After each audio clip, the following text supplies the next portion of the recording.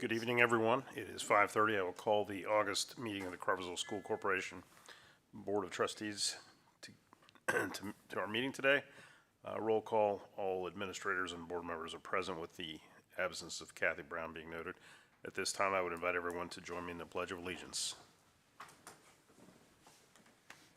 Pledge allegiance To the flag of the United States of America and to the republic for which it stands, one nation, under God, indivisible, with liberty and justice for all. Right, the first item of business is to approve the previous meeting's minutes. Are there any additions or corrections? Hearing none, I would entertain a motion to approve. So moved. All in favor? Aye. All right. There being no old business, moving on to new business. The first item is to consider an international travel for summer 2027. Seth Noonan. Good afternoon. I am Seth Noonan, 8th grade English Language Arts teacher at Crawfordsville Middle School. I trust that you've all been able to at least skim the outline proposal that I provided ahead of time, so I'm not going to read through all of that. But I do want to highlight a couple of differences. I know this is not a new looking proposal to you since Ms. Carter at the high school has already proposed this historically. What I'd like to do is highlight a few of the differences between my proposal and what she's doing with the travel club at the high school. At Crawfordsville Middle School, both in 6th grade and in 8th grade, we provide Holocaust education in the form of nonfiction as well as historical fiction texts and resources as we present that important piece of our global history. So with purpose, I would like to give Crawfordsville students an opportunity to tangibly experience the things that we read about in our classrooms. So my purpose for this trip is directly related to the curriculum that we teach, a curriculum that I myself teach, and I would like to propose this also differently. I know she takes her high school students during spring break. I'm proposing that this be a summer trip in order to avoid any sort of conflicts with absences or when flights get delayed or canceled or any shifting of time, something we wouldn't have to consider with it being a summer trip. Also, the difference here would be the ages of students that I am proposing that I take. I know that may terrify some of you. But I would like to propose that I take students as young as entering 7th grade so that they will have had Rachel O'Neill's or Missy Duncan's 6th grade Holocaust education up to exiting sophomores who at this point I'm proposing that for 2027 because they will either have had theirs or mine or both before going on this 10-day trip to Germany, Poland, Hungary, Czech Republic, and dip in for lunch in Slovakia. So I will kind of leave it at that. I would be more than happy to answer any questions if you had them at this time, of stuff that I did not necessarily cover. Yeah. What type of fundraising are you looking at, and what is the goal for fundraising to cover versus families to cover? Sure. Knowing how that is currently working at the high school, I am optimistic that I have a few ideas to get students involved in fundraising that would cut this cost significantly. I have a few colleagues, friends who teach at other schools who also take EF tours, primarily one who teaches at Central Catholic. They do a lot of Purdue athletic event fundraisers. I've already been in contact with the assistant athletic director at Wabash College who needs a lot of assistance for concessions. Students would be able to sign up through like a sign-up Genius or something like that. And if they show up and work the concessions, they get to take home whatever money the group earns. I'm also looking at some other opportunities. I know with our giant races coming in right down the street, they're always looking for people to help park and beyond that. So there are several things in at least my pipeline to be able to offer the students to raise funds, earn their trip, so to speak, and then whatever would be left over would be through social media posts that EF Tours provides them through their account to be able to ask for assistance to go. I know a goal would be, well, they also have the financing so they can pay monthly If they were to sign up today, it's roughly $190 a month until the summer of 2027. My goal would be to cut that significantly. I'd like to get that under 100 at very least. I would just like to point out that Seth has taken like every step in the chain, so it's really nice that to have somebody who has been very thoughtful in his steps to get to this moment. So I appreciate that. And yes, we talked a little bit about an administrator's nerves of adolescence in a different country, but so I think, and the summertime will hopefully help with, the chaperones and those types of things. So he has been very thoughtful. I would agree, reading the proposal, you describe it as an opportunity of a lifetime, and I think it truly is, so appreciate you offering that to the students. Any other questions? Yeah, and honestly, the places are not only important for history, but they're also relatively less expensive than going to Western European nations. So trying to go to Paris or to Spain or Italy is so much more expensive than these, so I think that's a great sort of compromise. And I would add that it's also cross-curricular. Yes, we teach these texts in English language arts, but World War II history is also covered, and the countries that we would be visiting, some very heavily impacted by World War II and the Holocaust and bombings across the continent. Prague, a relatively untouched city, so to be able to point out some of those differences in geography and impacts would be a significant cross-curricular piece as well. The trip sounds great. I'm just really concerned about having seventh graders and eighth graders. And I mean, there's a big difference between, a seventh grader and a sophomore. And, it's kind of I don't know, it just seems appropriate for high school kids, but when you get, those seventh, eighth graders, that may really, they lack, all due respect, Mrs. Oz, they lack just maturity. Sure. Not that they are ultimately, greatly matured by a sophomore year, but anyway. So that would be certainly a concern of mine. Fortunately, with our 6-to-1 ratio, if 6 students signed up, I would be the only adult taking them. Fortunately, I have over a decade's worth of behavior management and crisis management experience, so as scary as it might be to many in the room, I am unaffected. In EF Tours,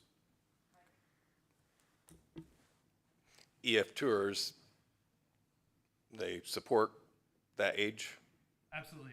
EF Tours also takes elementary age international tours, a question that I asked my liaison, Riley, in this process. I probably wouldn't be willing to do that, but this age I'm comfortable with that. All right, any other questions? Would entertain a motion? I would make a motion to approve the request. Second. All in favor? Aye. Any opposed? I would be opposed. Okay. The motion carries. Thank you. The next item is the Crawfordsville dance trip to nationals. Mrs. Haas?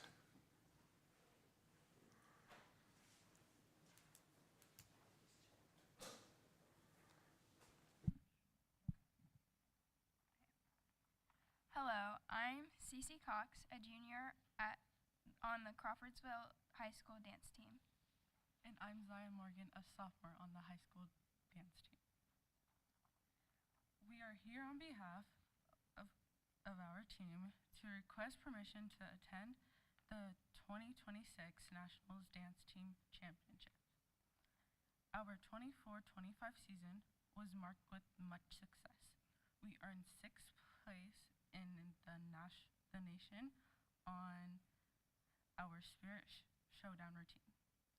And we earned the silver medal at the IHS DTA state finals in a single A hip hop.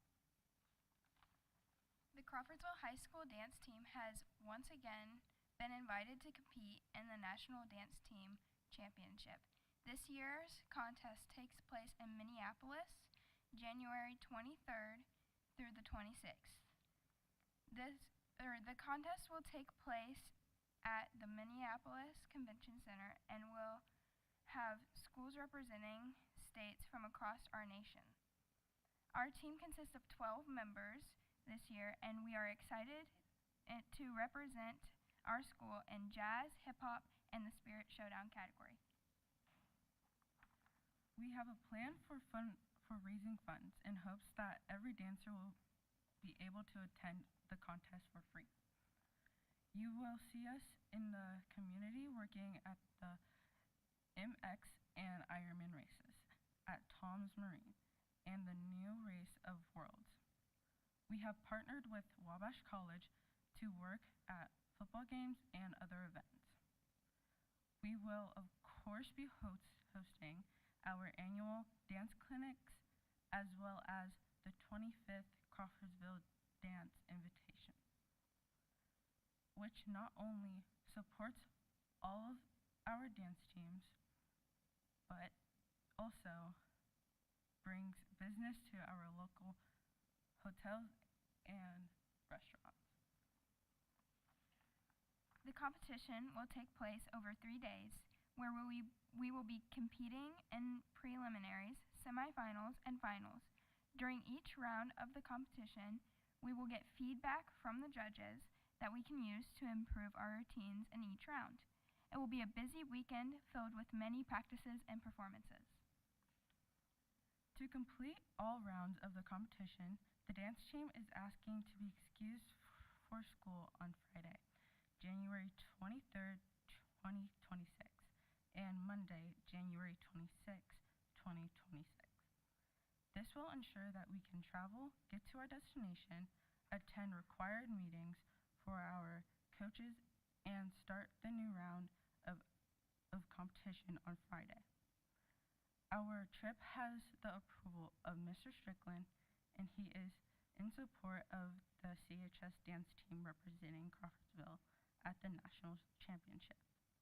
All dancers know that they are responsible for making up all homework and tests that may be missed during the absence. We thank the board for considering our request and for your past support of our team. We are proud to represent Crawfordsville High School on a national level, and each day we strive to show what it means to be an Athenian. All right, thank you, ladies. It was a good presentation. Any discussion or questions? Would entertain a motion? I move to approve the dance team trip to the national competition in Minnesota. I Second? We both second. All in favor? Aye. All right. Make us proud. Thank you. You are free to leave if you don't want to stay for the rest of the meeting, but you're welcome to stay as well. So, all right. The next item is to approve the board meeting schedule for year 25-26. All right, I have made one change since our board retreat. I'm asking to move November 13th to Tuesday, November 18th. We will have a group of teachers in the National Gifted Conference, and I serve as their driver and butler for those events. So asking that we can move that event. But otherwise, I would recommend the board approve the board dates as presented. All right. Any discussion there? Is there a motion to approve? So moved. Second. Second. All in favor? Aye. All right. Next item is to consider Dr. Douglas as the corporation doctor. We appreciate the continued service and support of Dr. Douglas, and I recommend the board approve. Absolutely. Is there a motion? I make a motion to approve Dr. Douglas. Second? All in favor? Aye. All right. Get used to these microphones here sooner or later. Next item is to consider the school resource officer agreement with the city of Crawfordsville. Yeah, so Officer Villalpando and Officer Bowen in his first year are key members of our team. So grateful for the continued support of Mayor Barton and Chief Mattingly with their CPD team. And this is our annual agreement for placement of 2 full-time SROs, and recommend the board approve. Absolutely. Any discussion? How did the cost change this year? Is it, do we need to pay a higher share? Is it more money? Anything change? It is the same. Last year, we significantly increased, did meet with the mayor to talk about that cost, because, right, the city is in a similar AV situation we are with the upcoming thing, so we did have that conversation. A resource officer total compensation is expensive, and Board of Works, appreciate those folks keeping it where it's at, but we do look at our grant and how we can do that.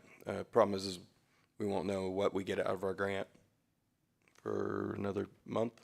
End of this month, hopefully. So mayor is working with us. We are aware that we are getting a heck of a bargain. So, Any other discussion? Is there a motion to approve? So moved. A second. All in favor? Aye. All right, moving on. The next item is the CTE Joint Services and Supply Fund Agreement. this just helps our CTE Joint Service Program operate. So, and the agreement's been approved by the Cooperative Governing Board. I recommend the board approve. Any questions? I move approval. All in favor? All right. Moving on to the West Central Joint Services and Supply Fund Agreement for Special Education. Likewise, special services are provided through a cooperative agreement, and the governing board has approved this, and I recommend the board approve the Joint Services Supply Fund Agreement for Special Education. Okay, any discussion here? I know at the retreat we talked about that some of the schools might be considering doing this on their own. So everyone came back into the fold. Is that true? We are all still together. We have moved the date for consideration of notification to November 1. So,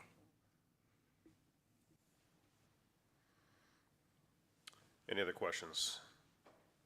If not, I would entertain a motion. Move to approve this agreement. Second. All in favor? Aye. Okay. Next item is to consider Game Time Community Champions Playground Grant.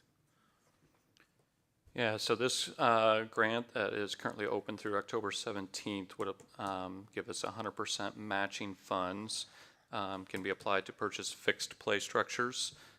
So if this grant were awarded, then it would go to upgrading our current main playground structures at Hoover and at Nicholson.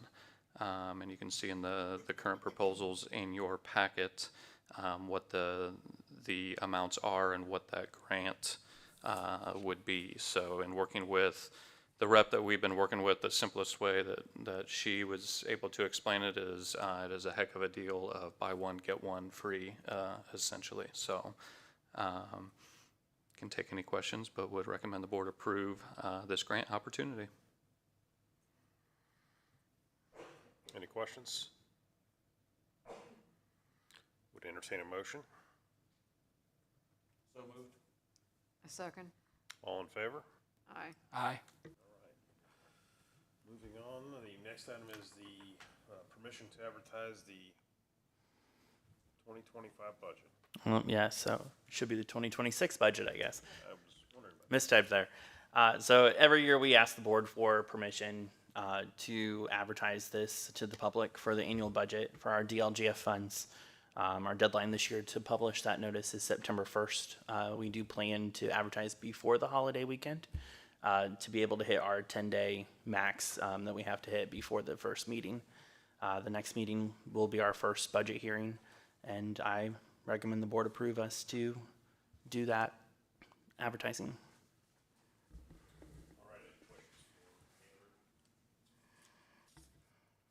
I move to authorize advertising the 2026 budget. Aye.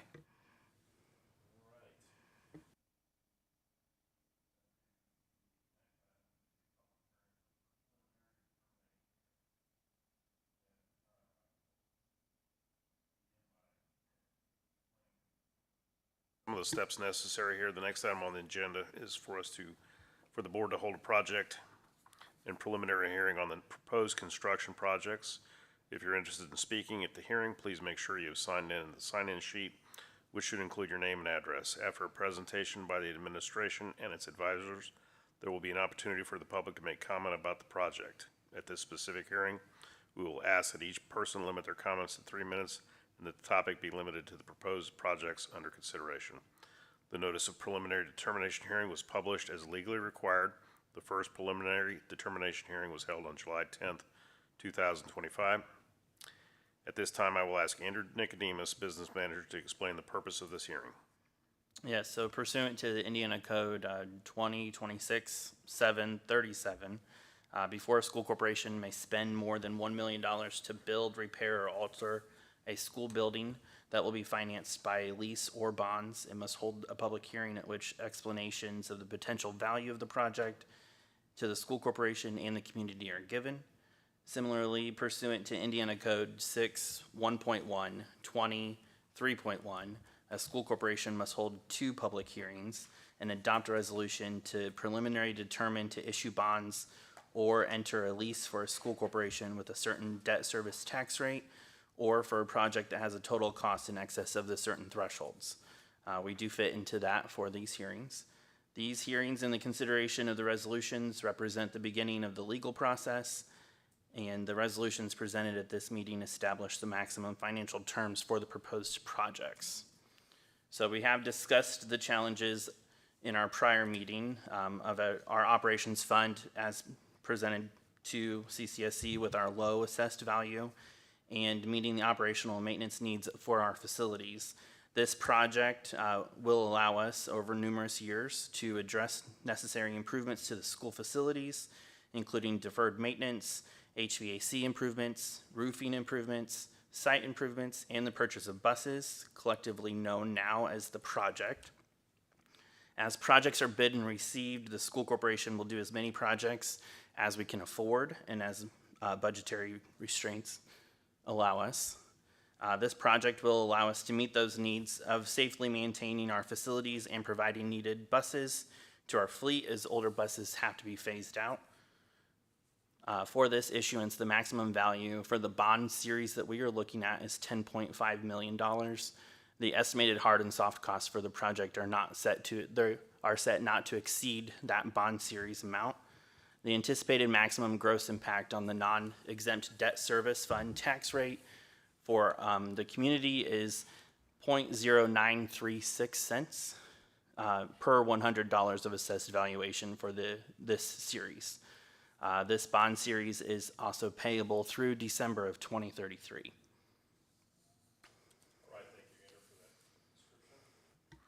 At this time now, I will open a public hearing for public comment on the proposed project.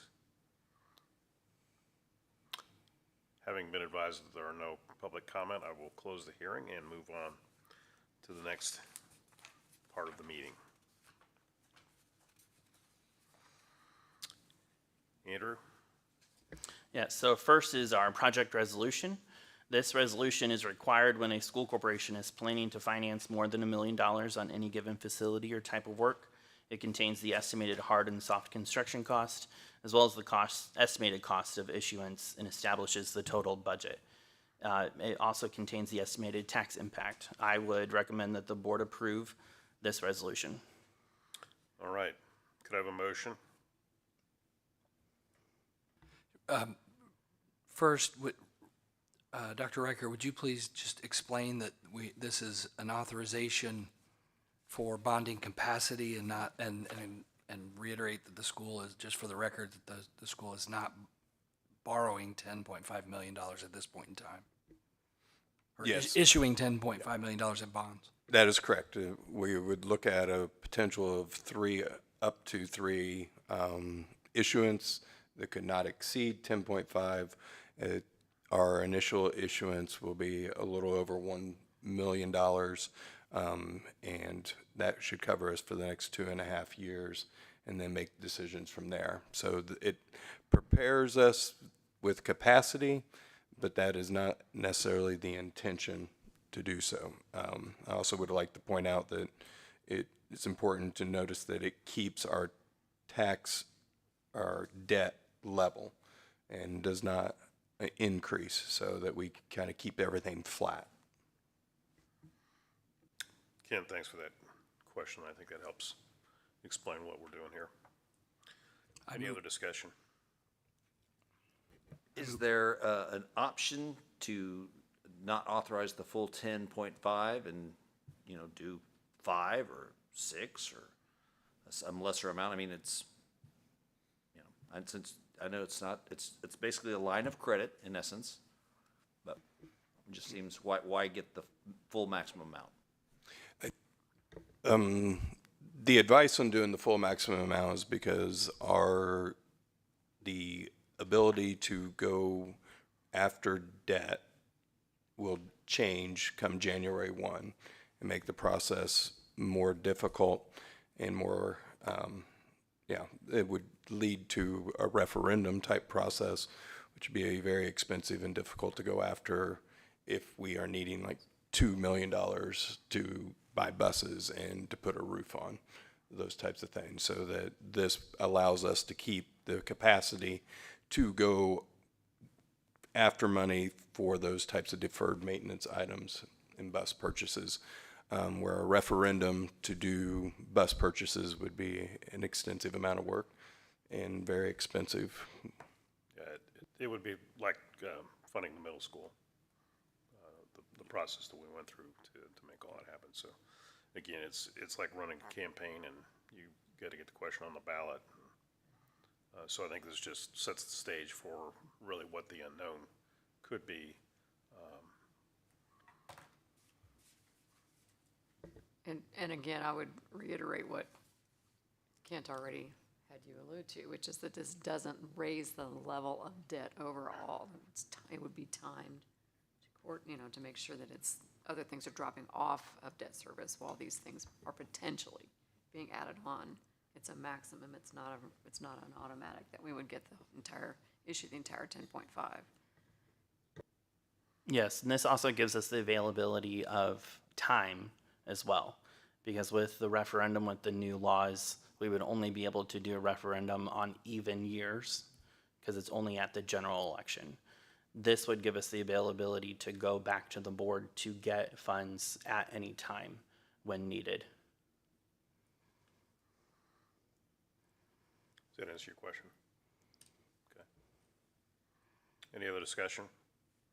We have a recommendation from Andrew. Is there a motion? I make a motion to approve. Second. Aye.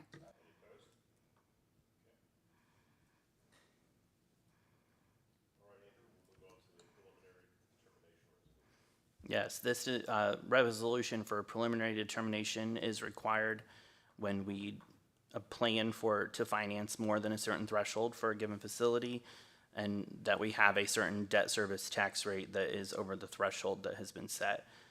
It does contain the total project costs, maximum annual payment and lease terms, and other financial terms such as the estimated principal amount and tax impact. I would recommend that the board approve this resolution for preliminary determination. I move approval of the preliminary determination resolution. Okay. Any discussion? Is there a second? All in favor? Aye. Any opposed? Okay. Sorry. I've been thinking a lot. I mean, Monty's asked this question over a few times. I do think, Monty, I want you to know that, we also basically are tying our hands with this, that we have to stay within this. So we have to be very wise. We have to be prepared for a true rainy day type situation, because if we just spend this money, then our only option is referendum. So I do think that, I do want you to know that there is a commitment to be as wise and fiscally responsible with this money as possible. It's a step that's important. So I do want the public and Monty and the board to know that, we we are doing this out of a situation that we are in, hopeful that in 2 years it's not what we are doing, and then we don't even have to go after a significant amount of money. But we are very aware that this is something that is needed, but also comes with restraints as well. I would agree, and having served on the board for over 20 years, we've always been a fiscally conservative board and corporation, so I think this is just a continuation of that policy to act responsibly with the funds that we have available.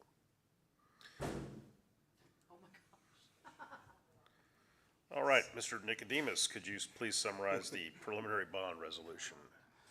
Yes. I don't think you voted on that last resolution, though. Well, it was that volleyball that hit the window that kind of distracted us. Soccer ball? Okay. Yeah. Okay, we're So- going to move forward. So the next resolution As a town and country, they will is the preliminary bond resolution. This resolution contains the project cost for the project, the maximum interest rate, and the financial terms such as the first interest payment date and maturity dates for the bonds, all with the respect of the issuance of the general obligation bonds. I would recommend that the board approve the preliminary bond resolution. Based on that recommendation, is there a motion? So moved. Any discussion? Is there a second?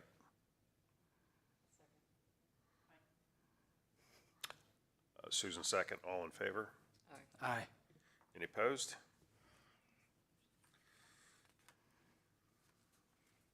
The next resolution is the reimbursement resolution relating to the financing of the construction project.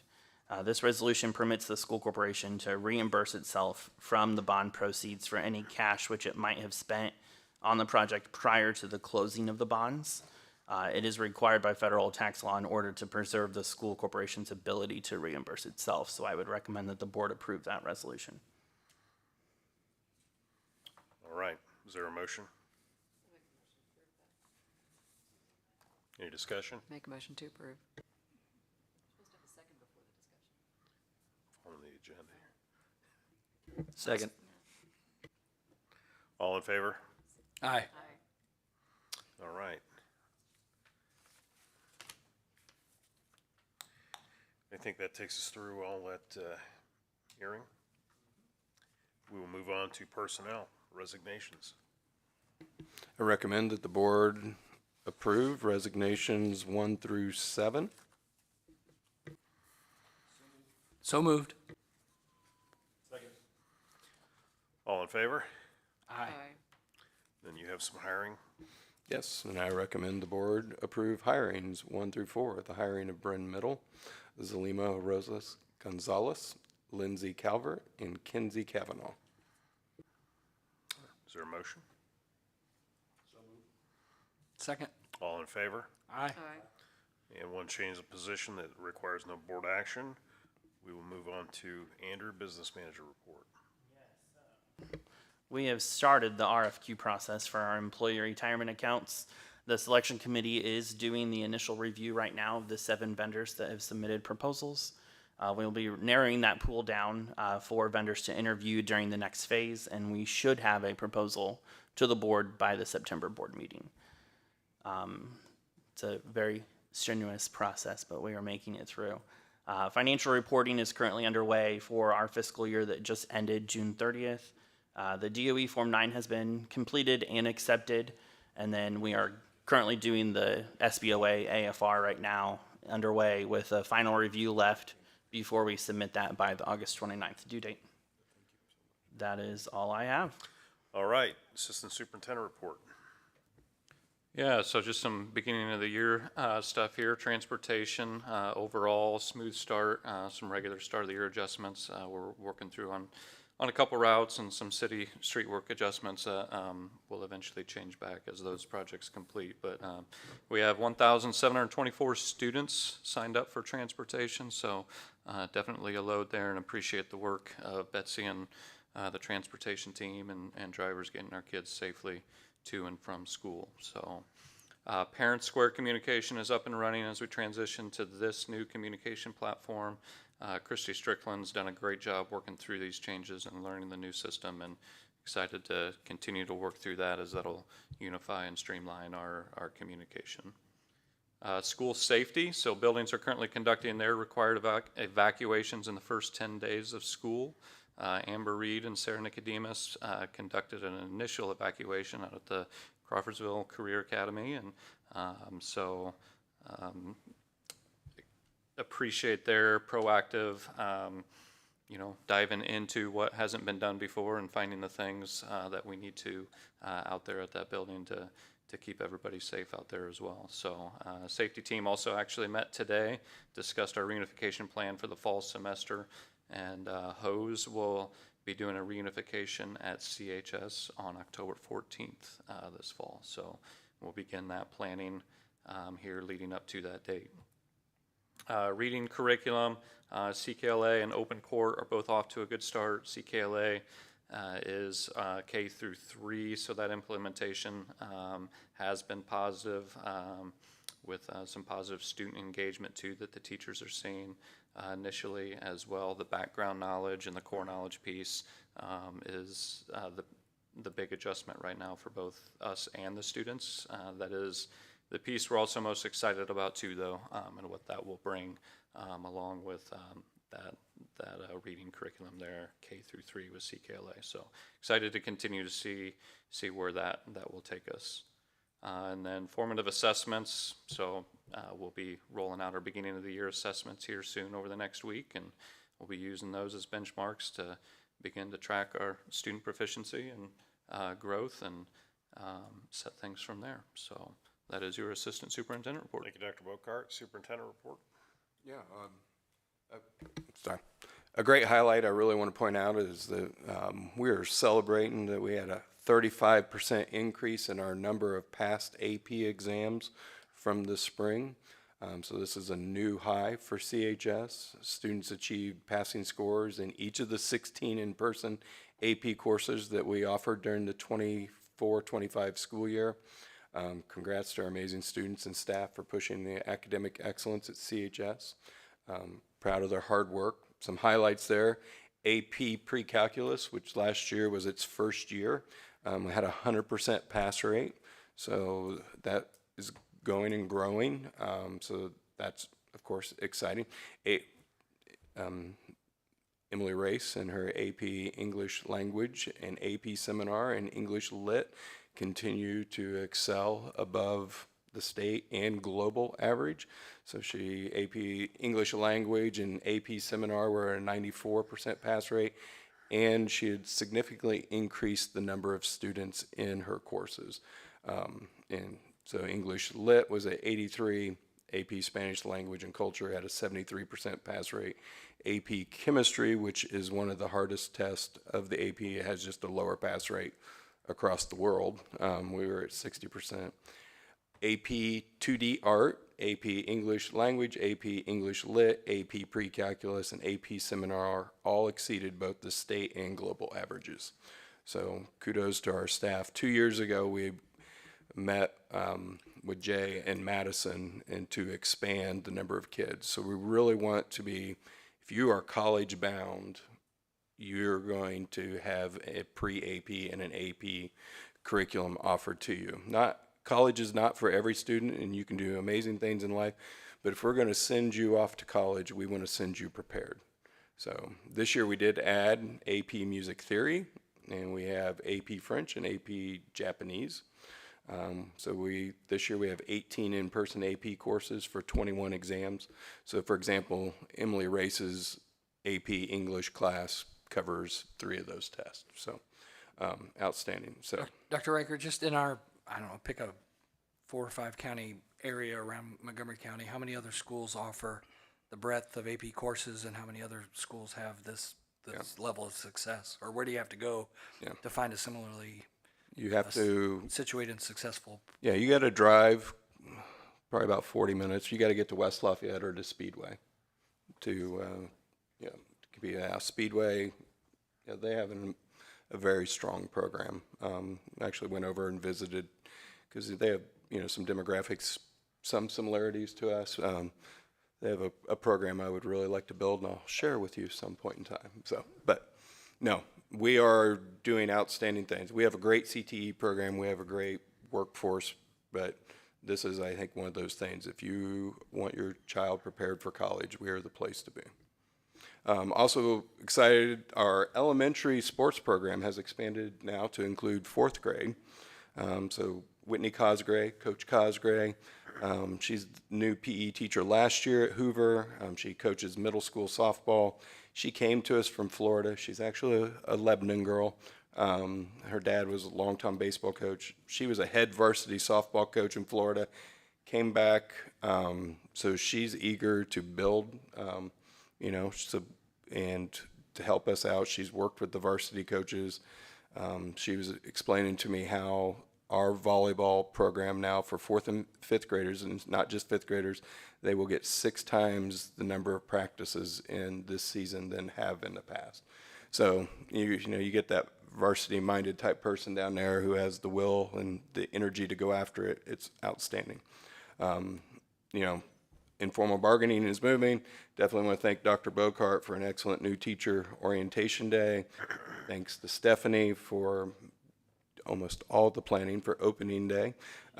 So it's been a very great start, and I told my wife I'm not sure if it's been as smooth as it seems or if I am just blessed with an amazing team, or it's probably just both. So I am lucky to be the superintendent of Crawfordsville Community Schools.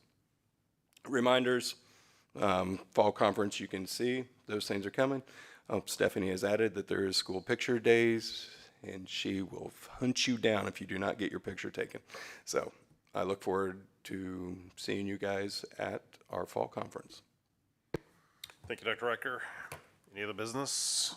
Board member communications? When is school picture day? Patron comments? Hearing none, I would entertain a motion to adjourn. So moved. Is there a second? I object. Let's keep talking. All in favor? All right, we are adjourned.